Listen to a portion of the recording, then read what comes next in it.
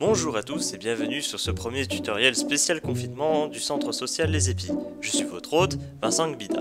En cette période de confinement, on est beaucoup sur internet ou sur les smartphones ou sur les ordinateurs. Et aussi du coup sur une multitude de différents comptes. Pour pouvoir sécuriser vos comptes, il vous faut un mot de passe fort qui consiste en une suite de lettres, de chiffres et de caractères spéciaux.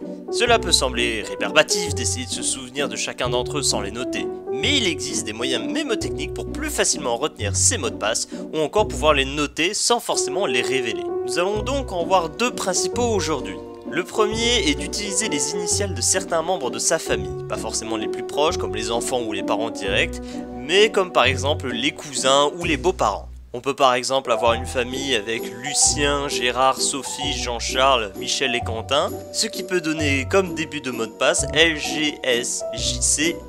En ce qui concerne le nombre, on peut rajouter son âge à la conception du mot de passe ou à un département où l'un des membres de votre famille habite. Enfin, comme caractère spécial, on peut clore ce mot de passe avec un point, comme si on fermait une phrase. Sachez aussi qu'il ne faut pas utiliser le même mot de passe pour plusieurs sites. Pour les différencier, on peut mettre les initiales du site internet sur lesquels on l'utilise à la fin du mot de passe. Donc par exemple, pour le site des impôts, on va obtenir ce mot de passe là, ce qui est déjà un mot de passe très robuste. La deuxième méthode qu'on va étudier aujourd'hui consiste à utiliser une longue phrase d'un événement qui vous a marqué, un voyage, une expérience, mais elle doit être personnelle et vous devez vous en souvenir.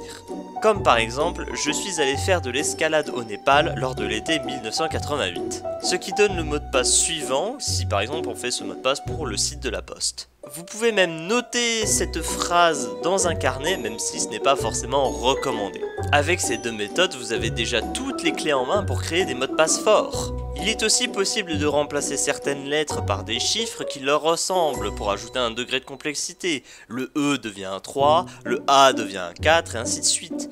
Ces méthodes ne sont que deux parmi tant d'autres pour faire des mots de passe forts, mais c'est déjà suffisant pour vous permettre de surfer en toute tranquillité pendant cette période si spéciale. J'espère que ce tutoriel rapide vous aura plu et vous aura été instructif. Au revoir, à bientôt.